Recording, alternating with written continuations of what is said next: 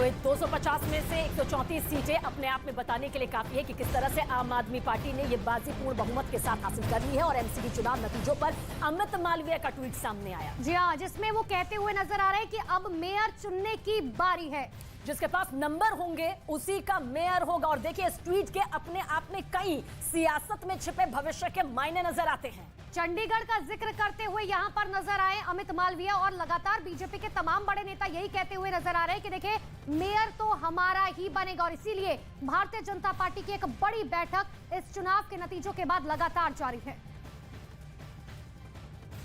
तो जिसके पास number mayor उसका बनेगा। अमित मालवीय का ये ट्वीट फिलहाल ये बताता है कि किस तरह से अभी जी तोड़ की राजनीति यहां पर दिखाई दे सकती है। फिलहाल मेयर को लेकर अपने आप में उनका ये ट्वीट यहां पर सामने आना ये बताता है कि अभी मेयर को लेकर वो कितना आश्वस्त नजर आ रहे हैं। यानी कि बीजेपी का अभी एक और दांव यहां पर बचा हुआ है, क्योंकि अब बारी दिल्ली में मेयर चुनने की है।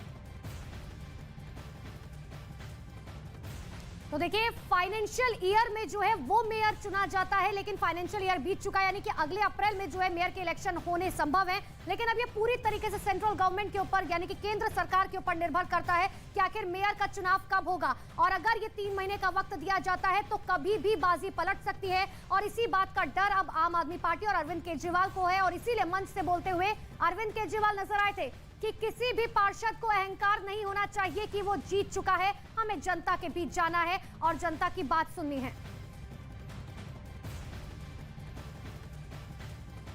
और हमारे सहयोगी जावेद हमारे साथ मौजूद हैं। जावेद, आपकी तरफ रुख करेंगे। स्पष्टपूर्ण बहुमत यहां पर आम आदमी पार्टी के खाते में आ चुका है, लेकिन मेयर को लेकर अब जो अमित मालवीय का ट्वीट सामने आया है उसके सियासी मायने क्या कुछ कहते हैं?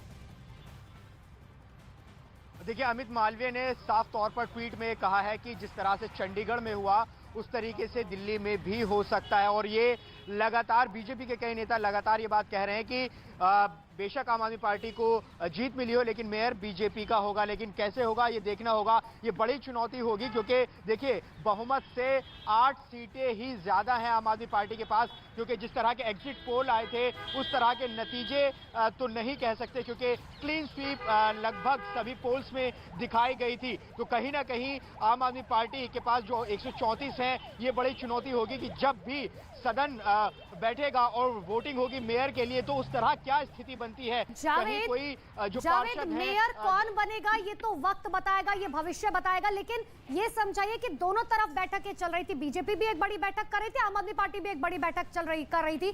क्या बैठक में से कोई बड़ी बात निकलकर सामने अंदर खाने की कोई तस्वीर? देखिए, अभी कोई तस्वीर निकलकर इसलिए सामने नहीं आई है क्योंकि अब यहां से आगे की रणनीति तय होगी। मुख्यमंत्री अरविंद केजरीवाल जब पार्टी दफ्तर आए थे तो तमाम सीनियर लीडर्स थे, पंजाब के सीएम भी थे। उसके बाद वो यहां से गए और उसके बाद अनाधिकारिक रूप से बैठकें हुई हैं। लेकिन उस बैठक का निचोड़ क्या है, इसका इंतजार अभी हमें करना होगा। लेकिन ये बड़ा चैलेंज होगा और बड़ी चुनौती होगी कि किस तरीके से सदन जब बैठेगा तो उस वक्त तक अपने जो पार्षद हैं उनको एकजुट रखा जाए और किसी भी तरह की कोई तोड़फोड़ ना हो। क्योंकि ये आशंका इसलिए है क्योंकि निगम के चुनावों में किसी भी तरह का दल बदल कानून लागू नहीं होता है। अगर कोई क्रॉस वोटिंग भी करेगा तो उसकी सदस्यता नहीं जाएगी। तो ये अब आगे आने वाला वक्त बताएगा कि क्या होता है। जी, रिजल्ट सेंटर से सीधा आपकी स्क्रीन पर पहले रुझान आना शुरू हो गए हैं। अभी 227 वार्ड के रुझान आ चुके हैं। ये बीजेपी का है, फिलहाल बीजेपी की बढ़त बनी हुई है। अब बीजेपी आगे चल रही है। 130 पर आम आदमी पार्टी आगे चल रही है। एमसीडी के लिए वो बहुत सालों से पसीना बहा रहे थे। बॉबी किन्नर और इकलौती किन्नर उम्मीदवार थी, ये जीत गई है। जादुई आंकड़ा होता है, उससे काफी दूर बीजेपी जाती हुई दिखाई दे रही। आम आदमी पार्टी यहाँ पर जो बहुमत है